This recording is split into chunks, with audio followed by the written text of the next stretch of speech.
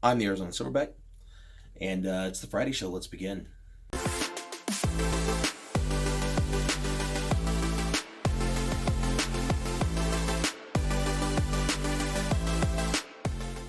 Hey guys, Arizona Silverback here. Today is the Friday show, and we plan on going over last week's winners. And YouTube wouldn't let me kind of pick and choose how I wanted to post it, so we're gonna do it in this video. So you guys will pick which ones you think are the best for last month's winner, so we can get them a free gi. The goal is to do this every week to the show, and then have new winners each month, so I can give out free swag and gis and things like that. So let's go over the first ones. This wasn't so much a question, but this is one I really liked, and this was over the ankle lock video, and it said, "Nasty little no skill cheat move, absolutely a disgrace. Definitely gonna make this one of my go-tos." Servin, you are one of the picks, and you guys will have to vote. So that's number one. All right, so if number one's the one for you.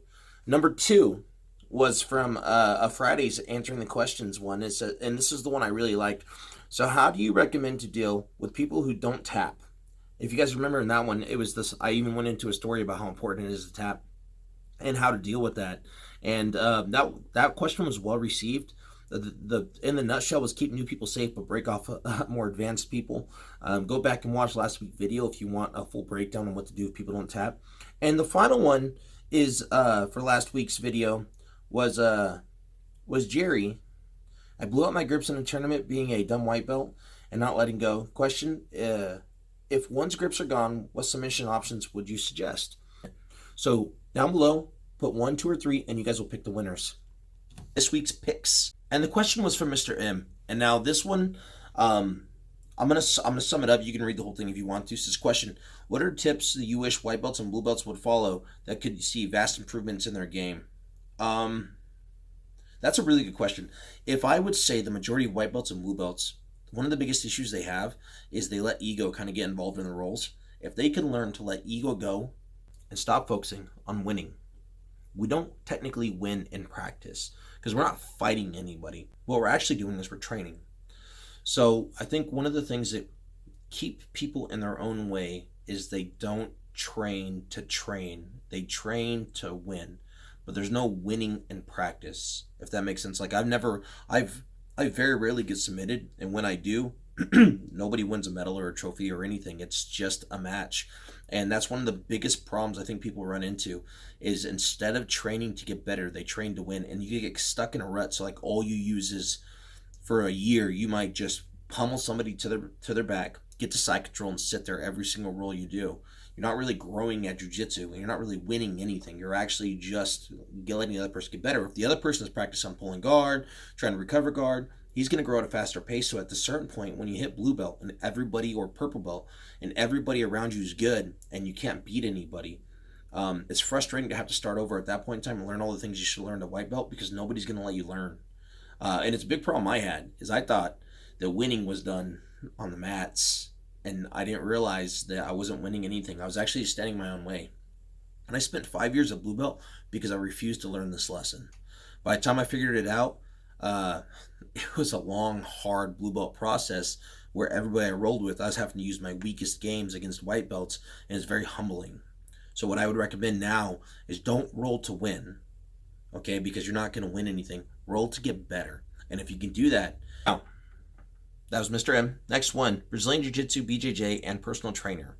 So what's funny is I'm a Brazilian Jiu-Jitsu. I teach other martial arts as well, but I'm also a personal trainer. So this was more of a statement, but I really want to iterate this comment because I believe it's a good one. It says, great question and answer, especially teaching beginners when to tap. I practice the same system, stressing the importance of knowing when to tap to avoid injury. Trust me, beginners, getting your joints popped is not good. At that point, it's a hairline or completely breaking it off. So I can't stress how important it is. Don't let ego get in the way. Tap, because there's nothing in the world like having to heal. You know, most people who do this, they either go to school or they're working men or women. Tap. It's okay to tap. Don't let somebody break it off just to prove how tough you are. That's not a good policy to have.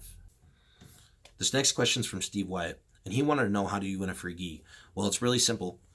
Tag me in a video online, share one of my videos, but if you do it, also make sure you add some type of context. I want a question, I want a comment, something witty, something I might like.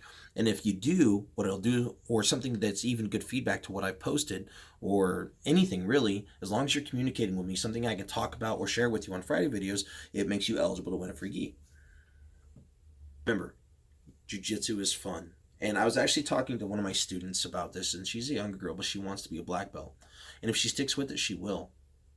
But she was upset with herself because she messed up a move doing jiu-jitsu, and she was rolling deep. You know how it gets when you roll deep, you get a little emotional. Well, she takes it serious, and I went up to her at the end of class, and I said, hey, it's good to take this serious because this is something serious that we do. But you want to know the secret to how I became a black belt? And I've been doing this for a long freaking time. I said it's not just the ability that I was looking for. And that was something that you have to pursue. So training is important. But what I did that separated myself from other people, and I've lost a lot of friends to this who don't want to do this anymore. I've seen people come and go over the years, is what I did different is I kept it fun. I made sure that I put my ego aside and I just enjoyed the process. It's kind of like life. If you're focused on only the end destination, if you're only focused on getting to the end of your life, you're not really living your life. You're trying to push through it. Jiu-jitsu is the same. You shouldn't try to just push through it. Kind of stop and smell the roses and enjoy your day by day. Enjoy your training partners. Enjoy learning techniques. Enjoy the rolls. Don't make this work, because we have to do that for the rest of your life. You might as well not have to work here. Make this fun and exciting and enjoyable. And enjoy and like why I make comedy is have a good time. And if you do that, before you know it, you'll be a black belt. But just like in life, before you know it, you're at the end of your life. Enjoy the process, and it makes it that much better. Well, anyway, this is kind of a long video. I appreciate your time. Thank you for coming along. Make sure you vote, and we'll see you guys next time. Hosts.